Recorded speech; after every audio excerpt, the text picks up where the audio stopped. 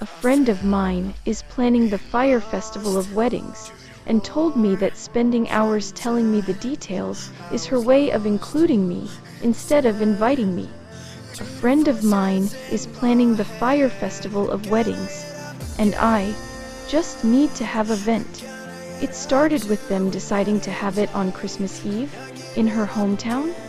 The reasoning for this is that they have a pre-planned trip there for Christmas with her family, and they can afford another one. Never mind that none of the groom's family or friends are there. Most of them have said, this is going to be dreadfully expensive and difficult for them because Christmas and 30 of their guests are from interstate. They re-inviting 80 to 100 people.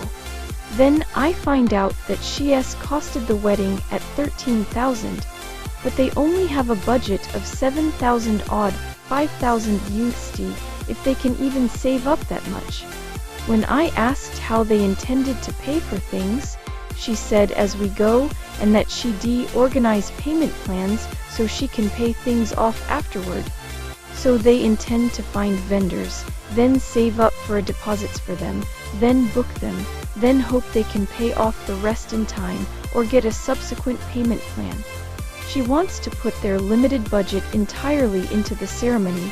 She's allocating thousands to venue, outfits, photographer, decorations.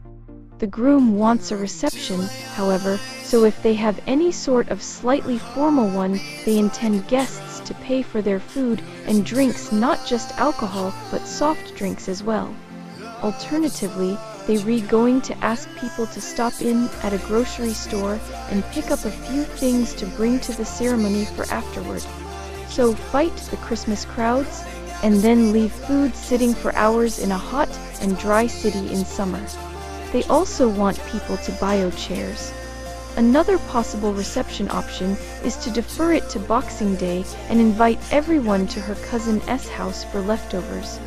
She has not asked her cousin about this, but assumes it will be okay because her cousin has an open door policy for friends on Boxing Day. Tell me you've never done Christmas without telling me you've never done Christmas. All the invited guests can just go without or fend for themselves on Christmas Day in anticipation of some leftover potato salad at the house of someone they don't know. This includes the groom's family. To compensate for not having a reception or much of one, she is going to have a 2-hour ceremony with 20 people doing readings, etc. I say she because none of the groom's people are included in this. He gets a best man to stand up with him, and that's it. She's using chatting to write her vows, and she is going to do the groom's vows for him, so he gets them right. She told me that right in front of him when we were all having coffee, to keep costs down. The decor will be all DIY. However, they are not arriving in the city until the afternoon before the wedding.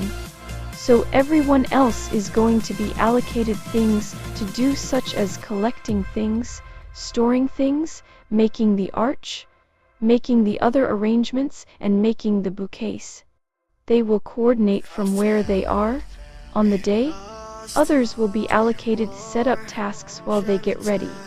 They will not even have seen the venue until they get there for their wedding. According to her, asking people to do this is a way of including them in her wedding. I found out this interesting perspective when she informed me that the reason she had been waffling all this nonsense to me for hours and hours for the last couple of months and having me help her figure things out is because she is including me in the planning part. This means I don't get an invite because I get to have all my fun and inclusion that way. The friend she has asked to host her hen's night bridal shower also doesn't get an invite because she gets to have her fun planning and running and paying for that event. That friend doesn't know this yet. After carefully trying to suggest alternatives and highlight issues at various points, I finally expressed to her my concerns that this was not going to work and she was asking too much of people. She got incredibly upset with me and told me I was being unsupportive. When I suggested they take a minute and consider everything, she told me that things have been booked and people invited and it's full steam ahead, and I could get on board or get off. I decided to get off. Additional details. People have asked for the other details, so I thought it might be easier if I just put them here. At one point she looked at having the ceremony in a burlesque bar with burlesque dancers as entertainment during it. This would be in front of 95-year-old Nana, conservative family members, and kids. She eventually conceded that was inappropriate. She wants to turn up on a Vespa in a huge ball gown I can barely lift. She put together a planning permit application in case she wanted to have the wedding in a park. She has asked them to close off roads so her guests can have parking. I tried to explain this was not what that was for, but she is adamant. The application is still not approved. She is going to give an itinerary for anyone who is stuck there on Christmas Day so they have things to do.